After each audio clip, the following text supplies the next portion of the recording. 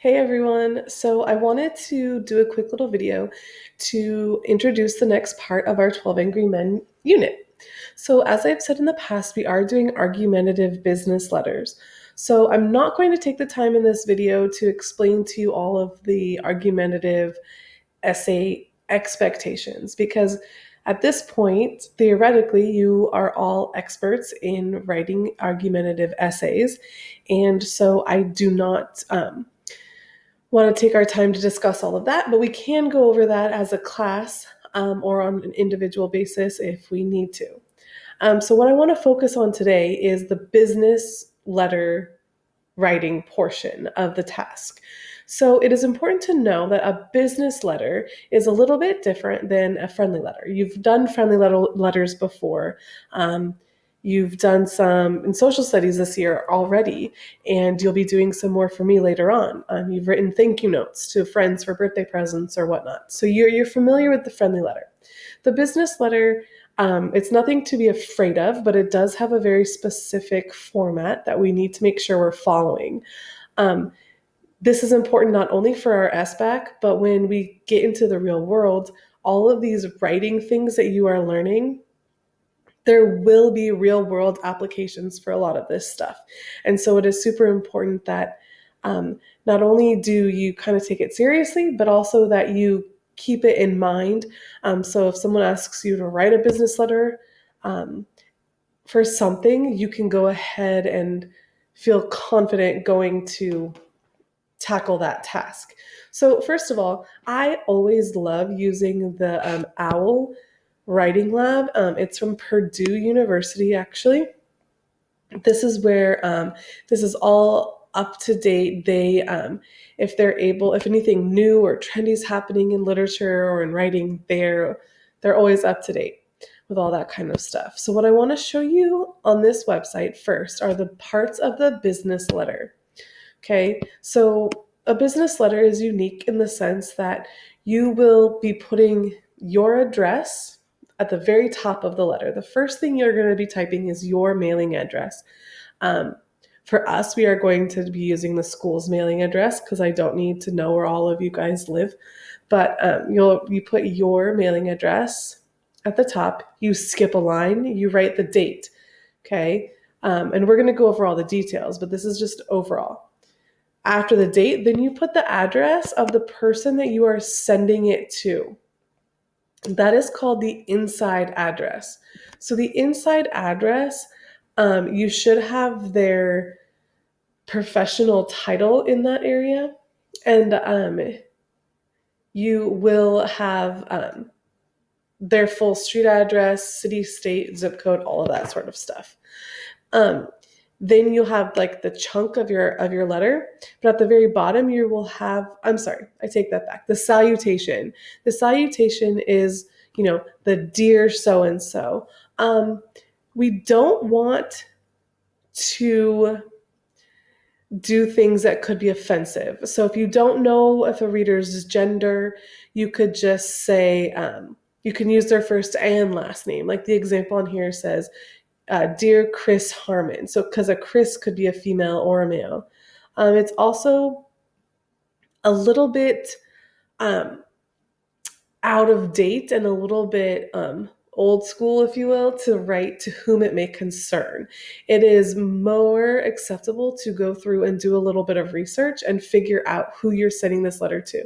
And if you are not sure, instead of saying to whom it may concern, it's better to say to the head of human resources or whatever that is, if you can't find their actual title or the actual name. Okay, and then the body of the letter, for you, it's going to be essentially a 5-paragraph argumentative essay with a little bit of modifications to make it into a letter that sounds professional and sounds acceptable to a judge. And then, of course, your closing. You're going to want to do your closing. You'll just do sincerely, comma, leave a couple spaces because you must sign it, and then type your name.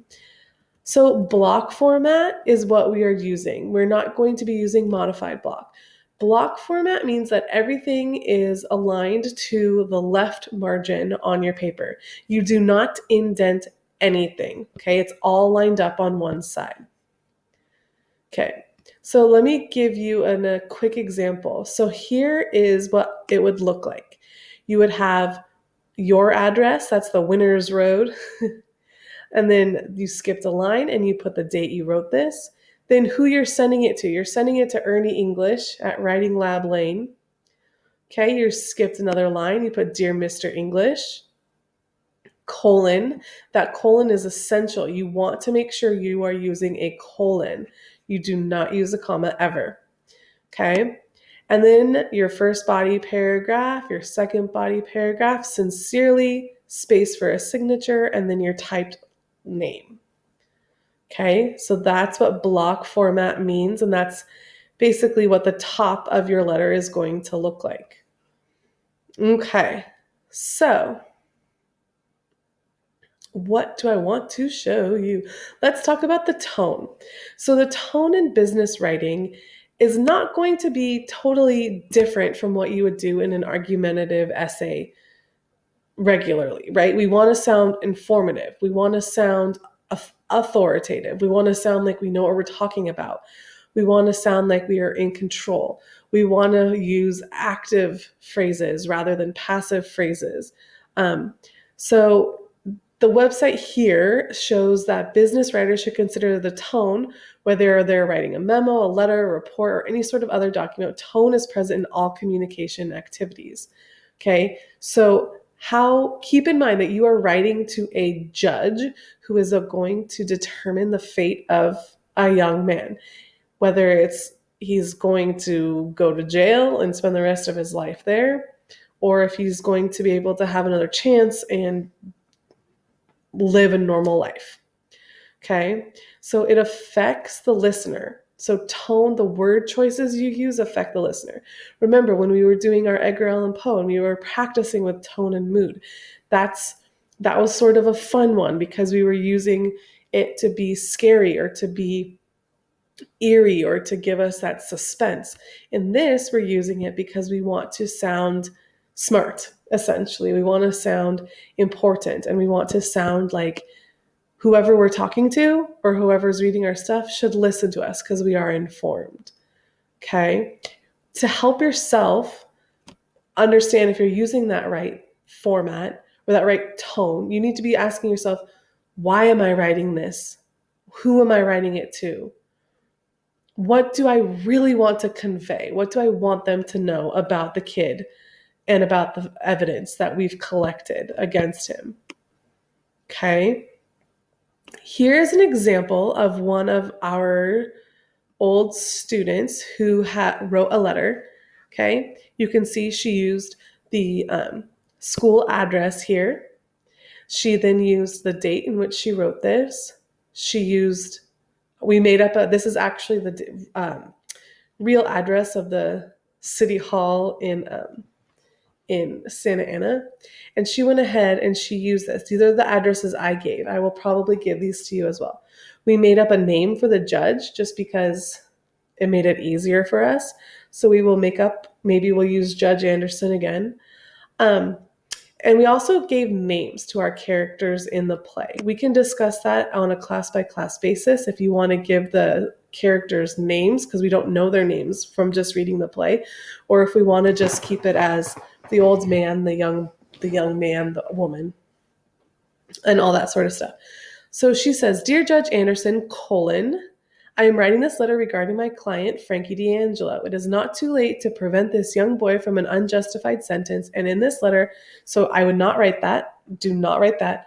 But an unjustified sentence, I am hoping to sway the verdict in favor for him. I would work on that a little bit, but good start. She also does her 5-paragraph essays. I would work on her intro a little bit better. But then she goes down to the bottom and she has her conclusion. She has her salutation, or her closing, I mean. And she has her name and she has room to sign it. Okay, so this is what we're going to be working on. We will talk more in depth if we need to, but I wanted to give you a brief overview of what is to come.